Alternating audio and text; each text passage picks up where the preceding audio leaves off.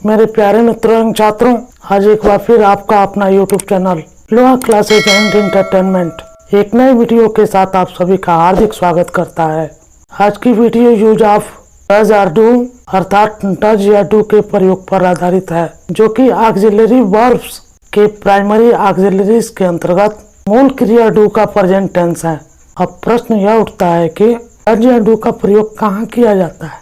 उत्तर है present indefinite tense. दूसरा प्रश्न यह उठता है कि इस टेंस की पहचान क्या है। इस टेंस की पहचान है कि जिस हिंदी वाक्य के अंत में ता है, ती है, ते हैं, ता हूँ, ती हूँ, ते हो शब्द पाए जाते हैं, प्रेजेंट इंडेफिनिट टेंस कहलाते हैं। मेरे प्यारे मित्रों एवं छात्रों, आइए अब हम सभी पॉजिटिव अर्थात साधारण वाक्यों के ट्रांसलेट अर्थात अनुवाद करने के रूल्स अर्थात नियम का अध्ययन करते हैं। Rule number 1, he see it तथा सिंगुलर नंबर सब्जेक्ट अर्थात एक वचनकर्ता के साथ वर्ब अर्थात क्रिया की फर्स्ट फॉर्म के साथ यस या यस जोड़ देते हैं। Structure for rule number 1, he see it and singular number subject plus first form of verb plus SRES plus object. Example number 1, Sita अपना काम करती है। इसका ट्रांसलेशन होगा सीता डज हर वर्क। उपर्युक्त एग्जाम्पल में डज का प्रयोग मेन वर्ब अर्थात मुख्य क्रिया के रूप में की गई है।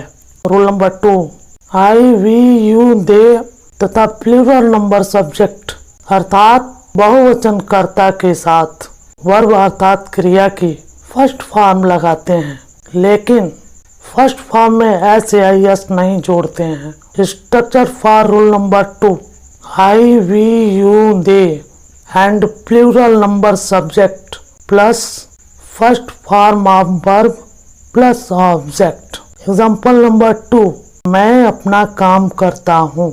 इसका ट्रांसलेशन होगा आई डू माई वर्क। उपर्युक्त एग्जाम्पल में डू का प्रयोग मेन वर्ब अर्थात मुख्य क्रिया के रूप में की गई है।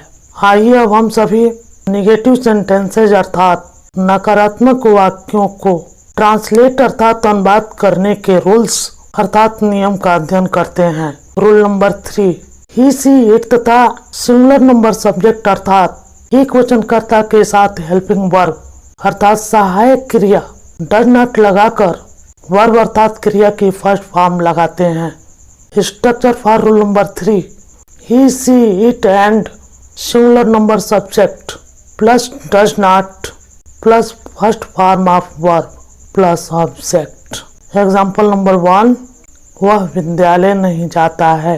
इसका ट्रांसलेशन इस प्रकार होगा he does not go to school। उपर्युक्त एग्जाम्पल में does not का प्रयोग हेल्पिंग वर्ब अर्थात सहायक क्रिया के रूप में की गई है। Rule number 4, I, we, you, they तथा प्लूरल नंबर सब्जेक्ट अर्थात बहुवचनकर्ता के साथ हेल्पिंग वर्ब अर्थात सहायक क्रिया डू नॉट लगाकर वर्ब अर्थात क्रिया की फर्स्ट फॉर्म लगाते हैं। Structure for rule number 4, I, we, you, they and plural number subject plus do not plus first form of verb plus object. Example number 2, वे लोग विद्यालय नहीं जाते हैं। इसका ट्रांसलेट इस प्रकार करेंगे they do not go to school.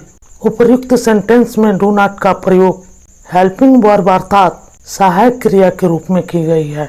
आइए अब हम सभी इंटेरोगेटिव सेंटेंसेज अर्थात प्रश्नवाचक वाक्यों का अध्ययन केवल एग्जाम्पल्स के द्वारा करते हैं।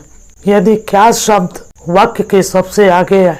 एग्जाम्पल नंबर 1, क्या राम नहीं टहलता है। तो क्या शब्द की अंग्रेजी जो कि यहाँ सहायक क्रिया है डज सबसे पहले लिखते हैं। इसका ट्रांसलेशन इस प्रकार होगा does Ram not walk. Example number 2, क्या हम लोग नहीं पढ़ते हैं।